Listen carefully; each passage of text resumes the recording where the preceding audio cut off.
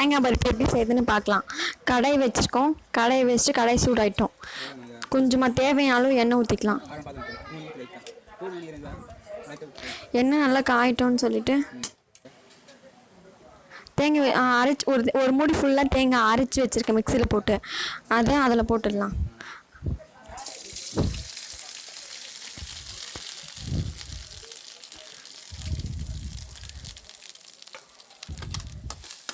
அதில் போட்டு நல்லா கலரி விட்டுட்டே இருங்க. அடி பிடிக்காமல் நல்லா கலரிட்டே இருக்கட்டும்.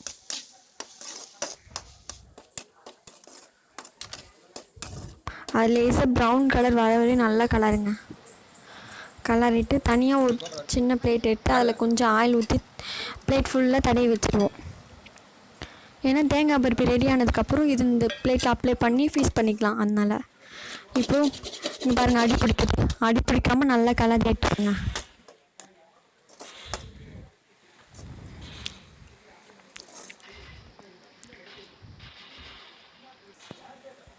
நல்லா கலரிட்டதுக்கப்புறம் தேவையான அளவுக்கு ஏலக்காய் பொடி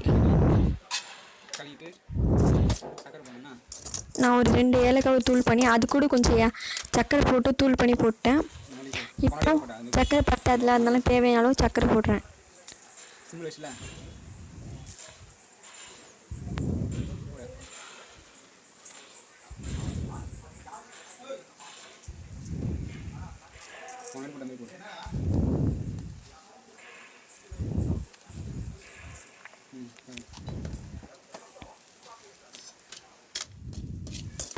சர்க்கரை போட்டு அடி பிடிக்காமல் நல்லா கலரி விட்டுட்டே இருங்க.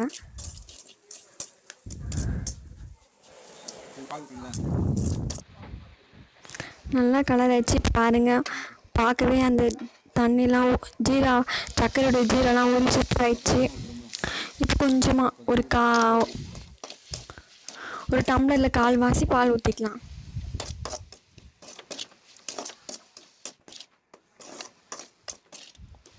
பால் ஊற்றிட்டு நல்லா கலரிடுங்க.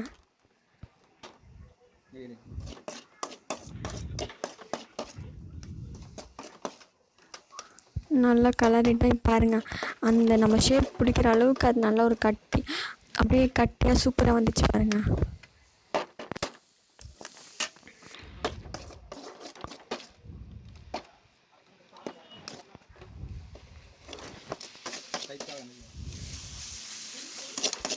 இப்போ நம்ம இதை நல்லா கலரி விட்டுட்டே இருக்கணும்.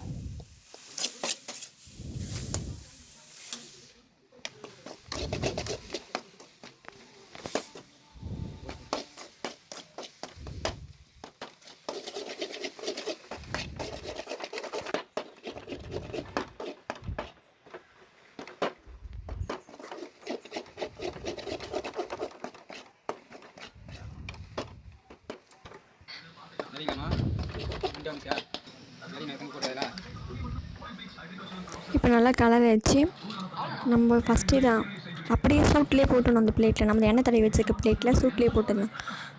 ஆறுனதுக்கப்புறம் நீங்கள் போட்டிங்கன்னா அது கடாயிலே கட்டி ஆகிடும். அதனால சூடாக இருக்கும் போதே போட்டிங்கன்னா ஃபேஸ் பண்ணி ஈஸியாக இருக்கும் உங்களுக்கு. இப்போ அந்த சின்ன பிளேட்டில் போட்டாச்சு. அதே கரண்டியை வச்சு நல்லா அந்த பிளேட்டில் நல்லா ரவுண்ட் ஷேப் ஆக்கிட்டுங்க. ரவுண்ட் ஷேப் செஞ்சதுக்கப்புறம் அந்த சூட்லேயே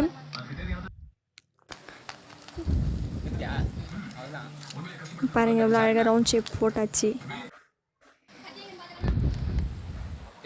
அந்த சூட்லேயே கத்தி வச்சு கொஞ்ச நேரம் ஆடினதுக்கப்புறம் ஒரு 10 நிமிஷம் ஆடினதுக்கப்புறம் கத்தி வச்சு நீங்கள் எந்தெந்த அளவுக்கு உங்களுக்கு ஷேப் வேணுமோ அந்த அளவுக்கு நீங்கள் ஷேப் போட்டுக்குங்க. நாங்கள் சின்ன சின்ன ஷேப்பாக போட்டுக்கிறோம்.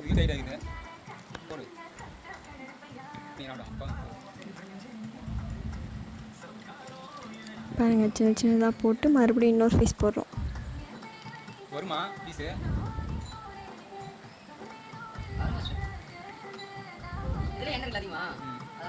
சக்கரை கம்மியாக போட்டுதா? சக்கரை நிறைய போடணும். தேங்காய் போட்டு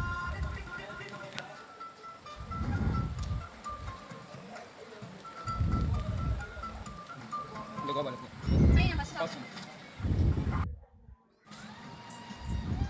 இப்போ அதை நாங்கள் ஒரு சின்ன கிணத்துல மாற்றி எடுத்து வச்சுக்கிறோம் தனியாக.